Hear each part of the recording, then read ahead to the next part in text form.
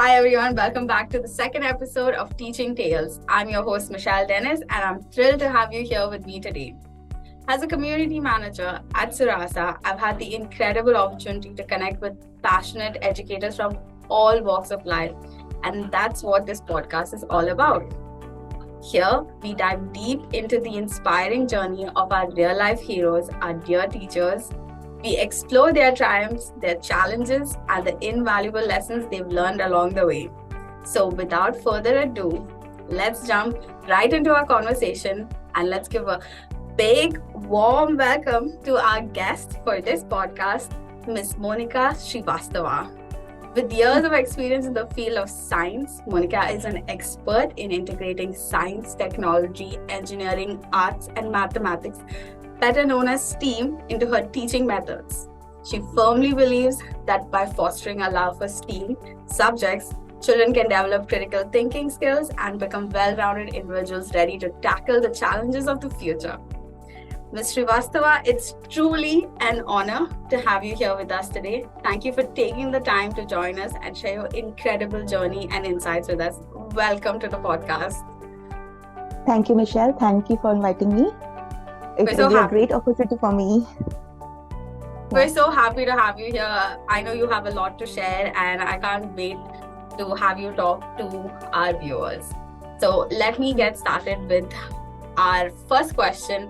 I'm going to hit you with a direct question right off the bat. So how did you come across Suraasa and what were your initial thoughts about it?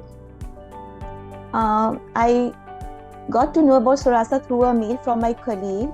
That person mailed me to enroll myself for ITO, that is Teacher Olympiad. So I enrolled myself and I gave that exam. And luckily, I don't know how, but I got the top 10 percentile, and that was a great thing because I was not thinking of that. I was not thinking to qualify that, but I got the top 10 percentile and it was a great achievement for me. That's way. Wow. And what were your first thoughts when you read about Suraasa? What was the first thought that crossed your mind? I thought it was a firm that is conducting something like Olympiads and only. But gradually, when I got to know about the master classes and when I attended the master classes, it was awesome experience. And recently I completed one more course on questioning skills and techniques. And that course is awesome. I learned about so many things and various ways of questioning and how can I integrate questioning with the Bloom's taxonomy and hinge questioning and Socratic methods. So many things are there to learn. It was a great experience for me as well. Great. That's fantastic. It sounds like Suraasa was exactly what you were looking for. You didn't know it at that time, but you got a mail, you went exploring and you found a Pandora's box. Right. And we are absolutely so glad that you found us. Okay, and because of that, here we are having this conversation right now.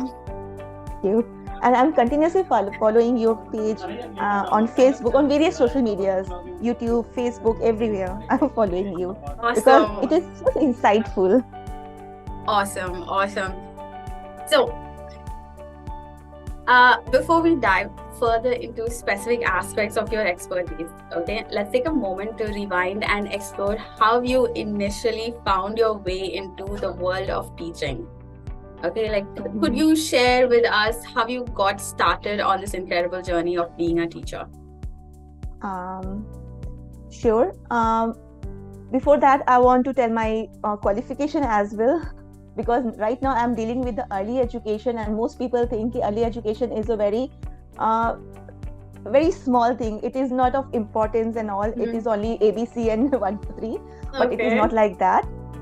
So I want to share my qualification. I completed my schooling from Kendriya Vidyalaya, okay, from various parts of country, as my father was in Air Force.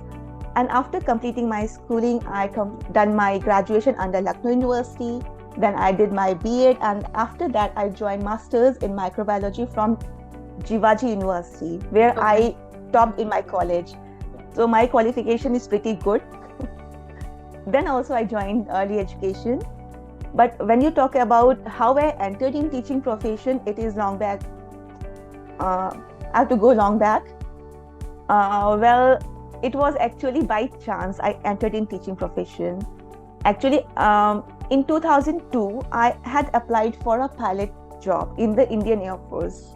Okay. But unfortunately, I was unable to crack the selection process. And when I returned from there, I realized that admissions for masters were closed. So I had no other option. I had a whole 1 year. So I have only one option. Either I can sit, or the second option, I can do something, or I enroll myself in some distance courses or something that. But in the meanwhile, my mother suggested, why don't you join some school as a teacher? Okay. And I was least interested in teaching, as most of the teenagers. Yeah. But because of her suggestion, I joined one school, public school, and they gave me the chance to teach classes 9th and 10th as a biology teacher. Okay. Started there, I spent my whole year, but that 1 year was a fantastic year because I learned so many things there. And when I interacted with the young minds, when I interacted with the teachers, so I got to know that this profession is very different from my perspective. Mm-hmm. And then I started learning and liking this profession. Very nice. So basically, it's not the profession you chose, but it is a profession that chose you. Yeah. Yes, you can say. Beautiful. And after spending 6 years in teaching as a biology teacher, then I thought of doing my master's in microbiology. So after 6 years, I did my master's from Jivaji University after the break of 6 years. And because of that love of teaching, I spent 6 years there in that public school, where I was thinking to spend only 1 year. Very nice. Wow, such a beautiful story. Like I'm sure there are a lot of teachers who, may have decided they wanted to do something else, but for some reason or the other, they took up teaching, and now that's life for them. Like, teaching is everything for them. Teaching is all they care about. And that's amazing to hear that you have such a beautiful story. Thank you. I want to go back to where you said that when you got to know about Suraasa, you also took a course on questioning skills, right? Right. Okay. So can you tell me, like, what prompted you to take that course here? Like, why specifically that course? Like, and what were the insights you gained out of that? Questioning, whenever I entered in my class during that 6 years of tenure, I found myself somewhere struggling with the students' concentration and how can I get the answers from them, and how can I judge whether they are knowing or they are learning the things or not. So for that 6 years, I struggled with the questioning skills, I thought, because I was unable to provoke the children that moment. So from that moment only, I was struggling with the questioning skills and the various techniques, and how can I integrate questioning skills in regular curriculum for formative assessment and as well as for summative assessment. We can get sample papers for summative assessment, but for formative assessment, we should know various methods through which we can judge and we can get to know the learning outcomes from the children. So that's how I was struggling, and I was searching for various courses. I purchased several books also that were not for much help. But when I enrolled myself for this course, it was really fruitful for me, and I learned so many things. I understand about the lower order questions and higher order questions, and what are the importance of lots and HOTS, because most of the people usually talk about HOTS only, the importance of HOTS in building the critical thinking skills and analysis and high orders, but nobody wants to talk about lots, and the lot is equally important as HOTS. That I learned from this Suraasa course of questioning skills and techniques, because lots is the base for HOTS. That is the main thing I learned from Suraasa. Very because nice. If children are not aware about lots, then how could they answer HOTS? Very nice, Right. very nice. So I can see that, attending this course actually made a difference in the way you teach as well, or is added to your teaching. Yeah, definitely. Very great. Awesome. So, talking about your teacher journey, you've progressed from being a trained graduate teacher to a postgraduate teacher, and now you've taken on the role of a facilitator. Could Yeah. you share with us how this, how did you end up now as a facilitator? Like, how did that journey unfold? Okay, from higher education to early education, how I entered, you want to know that? Okay, it is again a story. After 6 years of teaching in higher classes, I took a break and I furthered my education for masters in microbiology from Jivaji University. After that, I got married, and after marriage, I got a break of 8 years approx. Okay. Because of my daughters and my family life, I spent my 8 years at my home. And after that, sitting and doing and playing with my daughters, I thought, why not I should join some school so that I can spend my time in creative way and some active way instead of sitting idle. So, and my daughters were very young. My elder daughter at that time was of 6 years. She was in KG, and my younger daughter was of 2.5 years.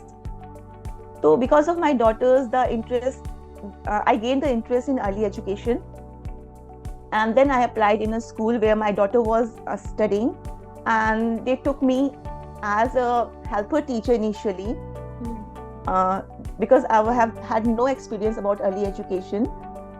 But in that time of as a helper teacher, I gained so many things in early education. Gradually, I start gaining interest in early education, the various methodology, the methods, how they are dealing. And I tell you, the most difficult thing in this world to teach the children in between the age of 3 to 5 years, 5 to 6 years.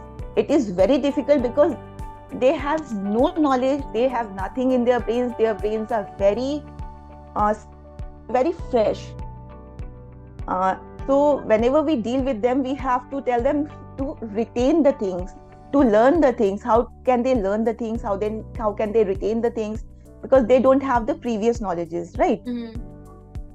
So this age group, basically the foundation years, are very crucial and very critical ages to deal with. Okay. So because of my daughter, I entered, but thanks to my principal, Ma'am Poonam Kocheti, she showed so much trust in me, and she gave me so many opportunities and trainings and workshops and various hands-on experiences to gain. And from there, I started learning so many new methods of teaching. And she is responsible for this STEAM love, because I had a science background, and because of that, I had a little bit of interest in science. So when I was dealing with the early childhood children, early childhood teaching, so I started incorporating few science experiments in my class, and me and my principal found that the children are showing immense interest in that. So we started incorporating and integrating all my lessons in with the STEAM. Mm-hmm. Whatever I'm teaching the story, I'm integrating STEAM in that. If I'm teaching any rhyme like Humpty Dumpty, I'm integrating STEAM in that. And my principal and I found it is really very fruitful, because children loves to play, children love experiential learning, and children love hands-on activities.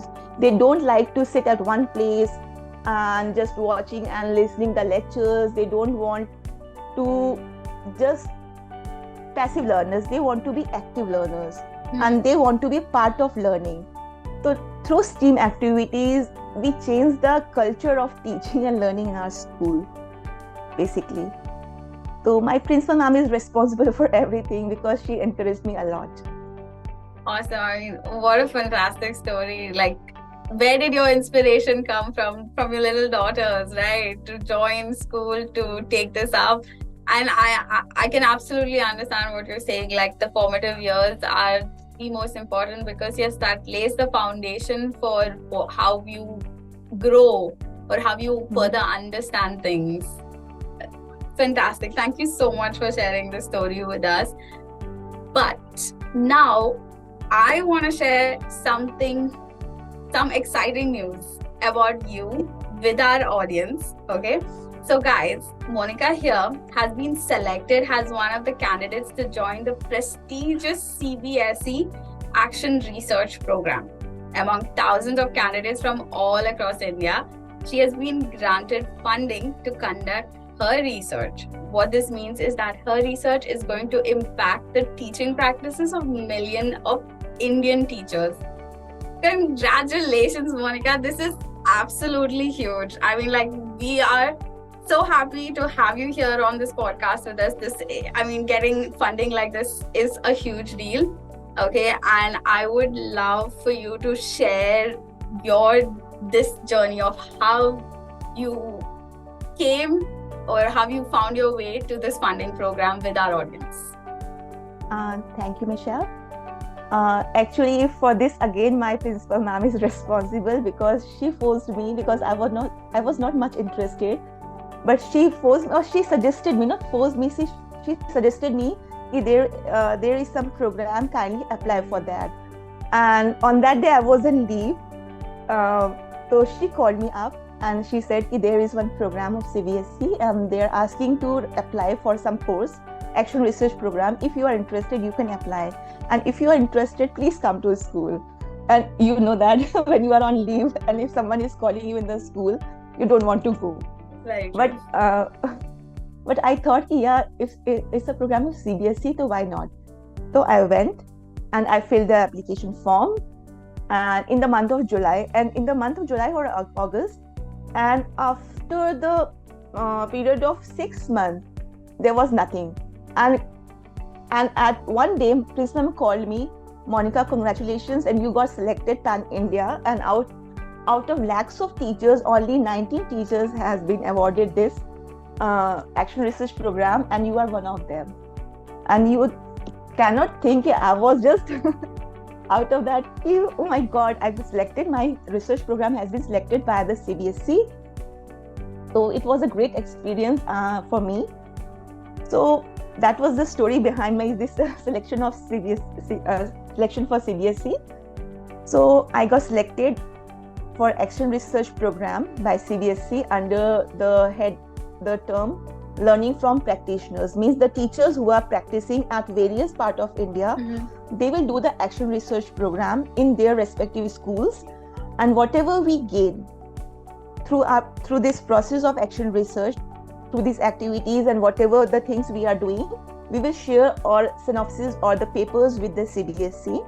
And if the things are okay with them, all the data analysis, data collection is okay with them, then they will publish it and they will apply that in the CBSE curriculum for the foundation years.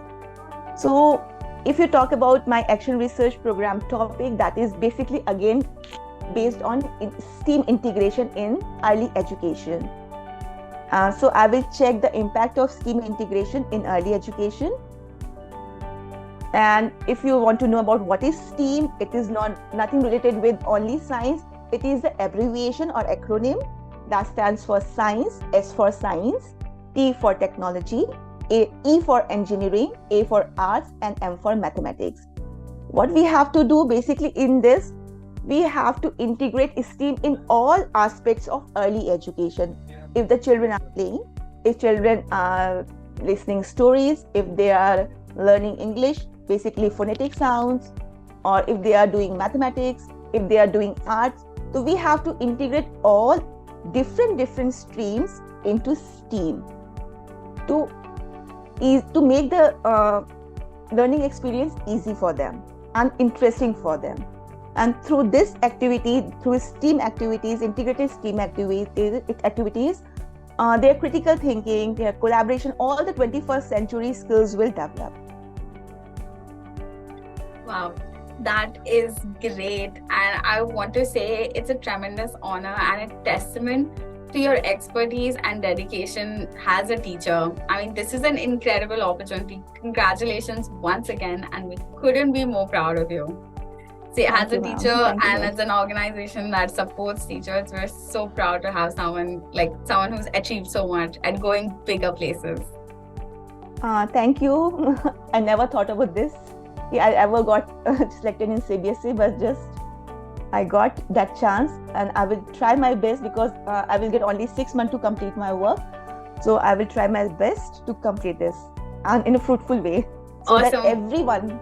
everyone can get benefit from this. Oh, we're absolutely looking forward to hearing about your success stories. Thank you. All right. So, has you been teaching? You've been into teaching since 2002, right? In between, you took a couple of a couple of years break, like you said, 8 years of break. So as someone with such a vast experience, I want to know your thoughts on the importance of self-assessment for teachers. Like, how important is it for teachers to evaluate and reflect upon their teaching practices? Mischelle, it is very important to analyze, self-analyze. It is very important to analyze ourselves, because whenever we step into our classes, so many children are looking towards us, and they have so many things in their minds, what we are going to give them, how can we cater them the things they want from us. So when we analyze ourselves, we can judge at what level we are standing, and at what level we can go to benefit the children.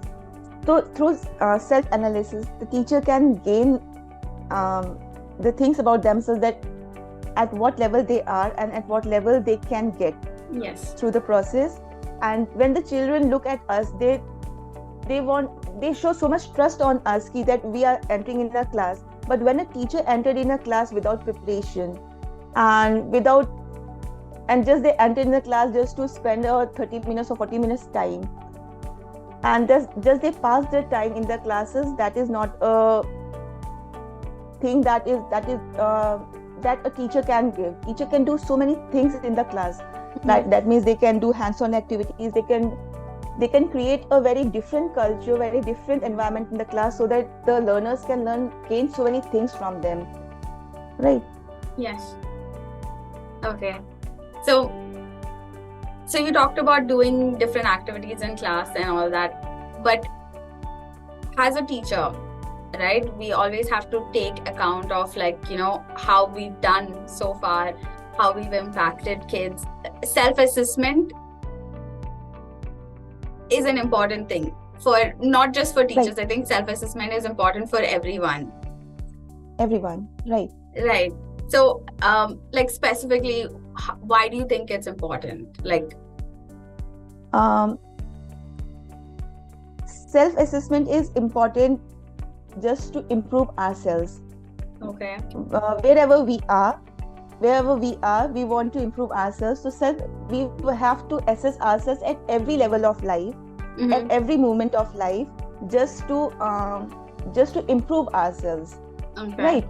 Yes. And it is also crucial to evaluate our teaching practices and the impact that we can leave on the students. Constant strive to create an inclusive or interesting classrooms, engaging classrooms. So through self-analysis, we can create a diverse rooms, and we can fulfill the student needs. If a teacher can reflect on their instructional strategies, classroom managements, and effectiveness of their assessments, so if they continuously analyze themselves, so they can improve themselves. Okay, they can promote student growth as well, and they can do the professional development for themselves. Very true. Very true. Thank you so much for sharing those insights, Monika. So now we just talked about self-assessment, right? We talked about how important it is for teachers to, look within, assess themselves, assess how they're doing in class, all of those things. And you also talked about how you attended the ITO last year and how you were one among the top 10 teachers to win the ITO, right? Right. So let me give you some exciting news. Okay, Suraasa is soon opening registrations for the second edition of the International Teachers Olympiad. Okay, so again, I'm going to talk about what this initiative is. This initiative it aims to help teachers discover their true teaching potential. So during this Olympiad, teachers undergo a one-hour pedagogy assessment similar to the scenarios we discussed earlier. And based on that test, each participant receives a confidential report that assesses their current standing, identifies focus areas for career growth, and provides a performance analysis. I mean, not only that, but participants also receive an expert recommended upskilling calendar and resources to consistently progress towards their goals each month. So the exciting part is, by participating in the International Teachers Olympiad, you also have the chance to win cash prizes worth INR 3 lakhs. Great. So, well, all of you watching us can find more information on ITO in the link below. You can also find a link in the description. So, Monika, I hope you'll be registering for the ITO this year as well. Definitely, I will register myself. Awesome, and we're absolutely looking forward to you exploring and finding your true teacher potential. True teaching potential. Okay, thank you. Great. Thank you for your attention. I will look forward for further growth and development in my teaching career. Thank you. Absolutely. So now let's shift our focus back to the classroom setting. So while I adore kids, managing a class of 30 to 40 students can be quite a different experience. I mean, for me, it would be a difficult experience. I'm sure, I mean, for you, it's most probably a delightful challenge, isn't it? Yes, of course. Okay, I mean, do you want to, what are your thoughts on it? Like, when you first started managing a class of 30, 40 kids, that you went from a higher grade to managing small kids, like the difference in their temperament, how did you do that?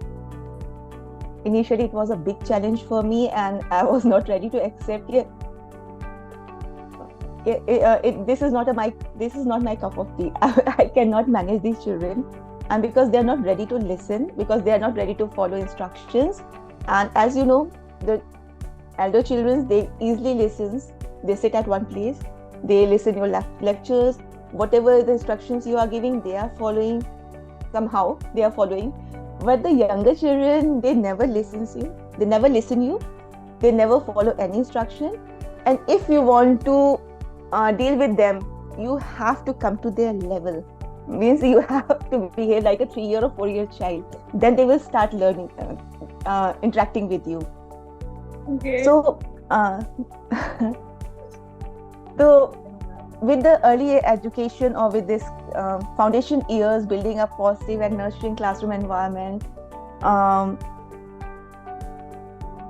first thing is they should feel safe with us, right? When they feel safe, supported, and valued, then they will start coming to you, they will start sharing their stories with you, and gradually then you will become friend, and then the teaching and learning process initiates. Wow.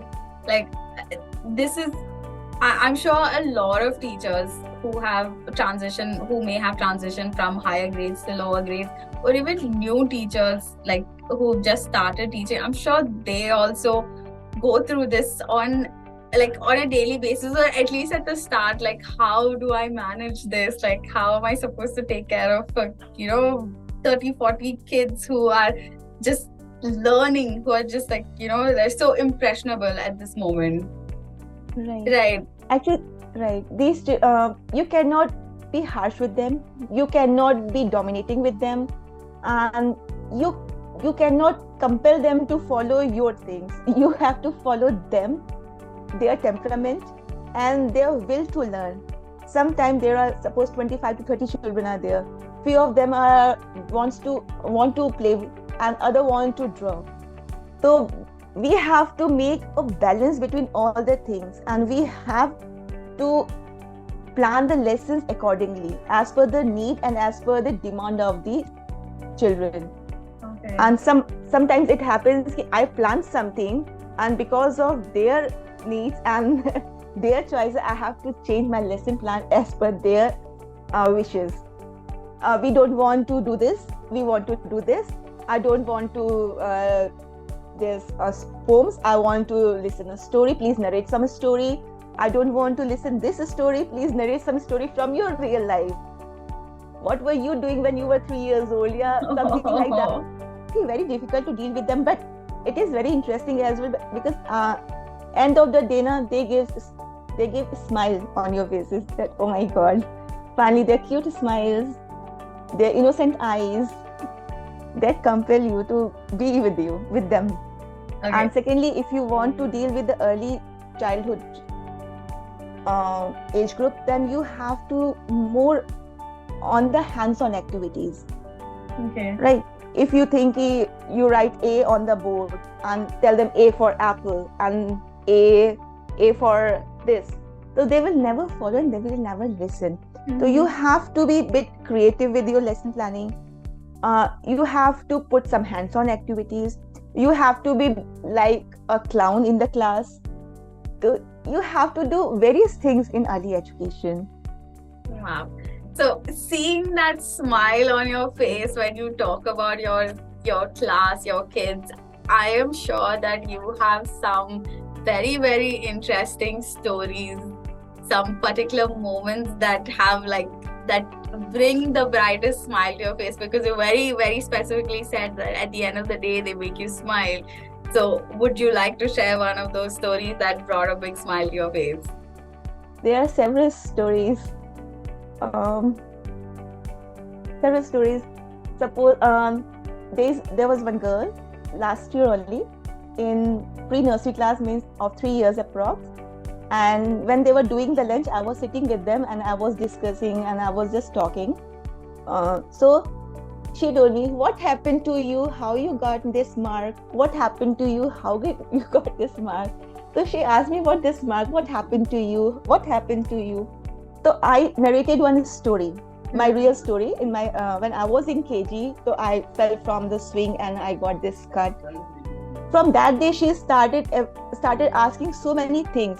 And please tell your childhood stories, ma'am. I don't want to listen any other story of animals and anything. I want to listen your stories. And I started narrating my stories, and I found that was a thing that I can change their behavior with my stories. And I started fabricating stories again. I started fabricating stories, fake stories sometimes real stories, and I linked all the stories basically of mindfulness or SEL, social emotional learning, with my life, with my childhood. And I found that they started grasping the things that, ma'am, it happened in her childhood and she learned this, so I will also do this. And like this, I changed their behavior also. Wow, that's so interesting. Like she wanted to know about why or how these things happen to you, and how you found a learning moment even there. That's so amazing that you were able to identify that and turn that into a fun learning moment for them. That's amazing. Thank you for sharing that with us. So Thank you. I wanna go back, rewind a little, and I wanna walk down memory lane with you. So is there any particular teacher from your own school days that stands out in your memory? Not from early childhood, because I changed several schools, so it is difficult for me to remember the names of the teachers. As I told you, because my father was in Air Force, so he changed the places. But there were some teachers who impacted my mind, the way of teaching. There was one teacher when I was in class 7th and 8th. She was an English teacher, and English was a very big thing for me because I belong to North India, and my family is just like all other families in North India. So I was not good with English. Right now also I'm not good with English. So what she did, she gave us the task of narrating news in the class, like a news reader. You have to sit on teacher's chair and you have to do that news reading. Second time, after every month she used to give us the projects like this. Second time she gave us to play a role. Okay. You have to select one story or one drama, and she made groups of 5 to 6 children, and you have to play a role of anything, or you have to do one role in drama. And that's how she worked on us so that we can increase interest in English and we start speaking in English. So every month she gave one or the other projects, and that's how I gained interest in English, and I started performing in front of audience. That was a very big for me, to stand in front of others and speaking in front of others. So that was a great thing for me, and I don't remember her name. I guess she was Shefali ma'am. So she had a great impact on me. That's great, right? Like, there's always that one teacher who inspires us and ignites like a lifelong love for learning, and that's what you're continuing here, right? Like, whether it's in English or in STEAM, in whatever you do, like, you are constantly learning and developing. So thank you for sharing that with us, Monika. Okay, so next, well, we're going to move on from nostalgia, and how about we do a little fun activity? What do you say? Right, I'll try. Great. Okay, so this is our final segment. Okay, this is where we get into the rapid fire round. I'm gonna ask you 10 questions. Okay, you have to answer them very quickly without taking too much time to think. Okay, you just have to respond immediately, whatever comes to your mind when I pop the question. Okay, you're gonna have 120 seconds to answer all of them. I'm gonna time you so that I can keep a track. Hold on, where's my timer? Okay, so 120 minutes, 10 questions, rapid fire round. Are you ready? Okay, I'll try. Okay, I'm gonna start the clock now. Okay, if not a teacher, what would you be? Research. I would be in research then. Okay, do you like teaching high school students or young elementary school kids? Now elementary. If you could have a superpower in the classroom, what would it be? Oh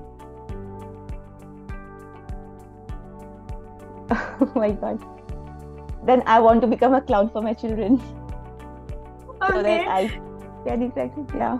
Oh, okay. What's your favorite teaching tool you use almost every day? Storytelling. Awesome. Okay. What is the one mantra or quote that you absolutely swear by as a teacher?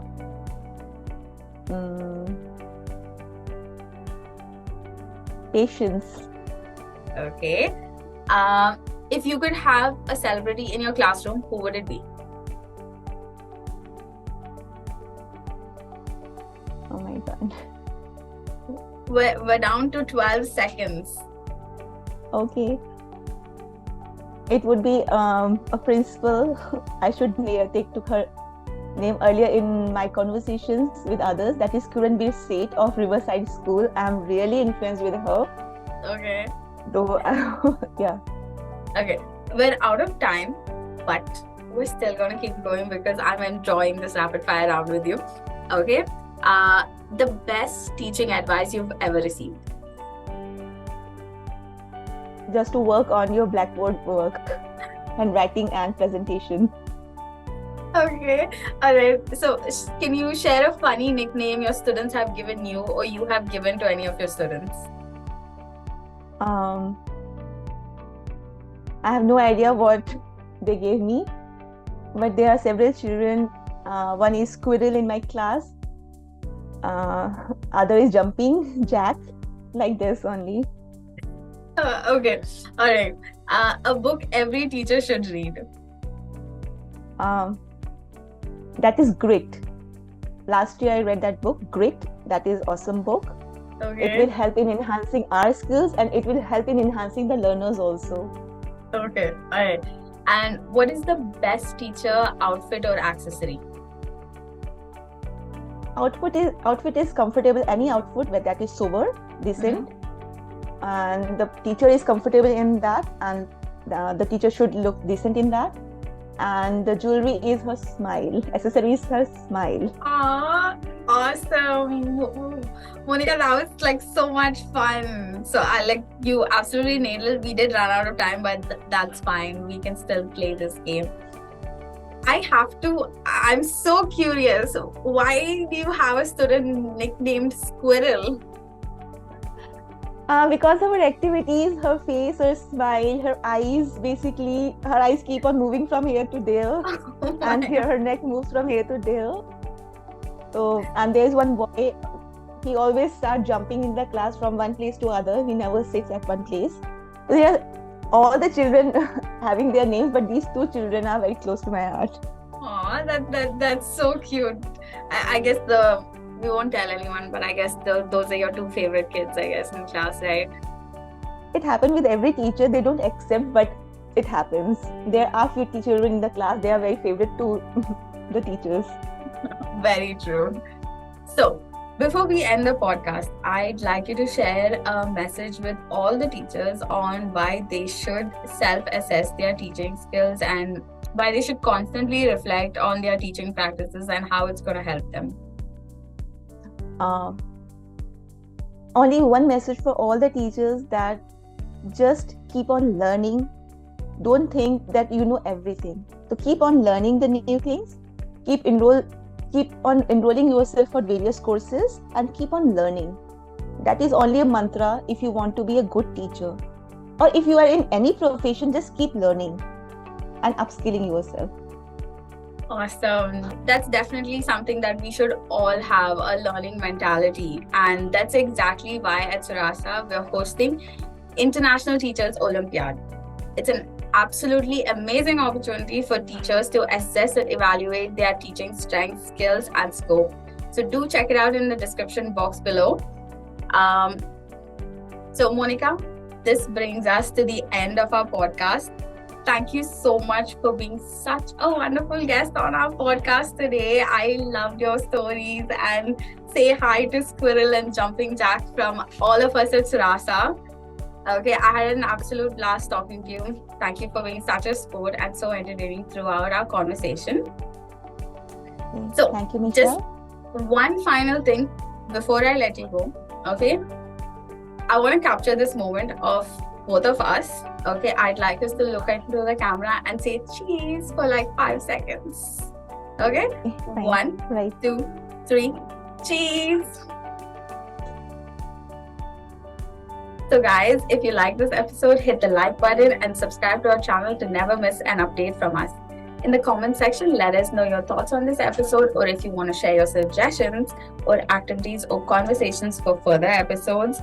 Our team would love to know your thoughts and incorporate your ideas. Until next time, take care, and I promise I'll be back soon with more inspiring educators and their stories. Bye-bye!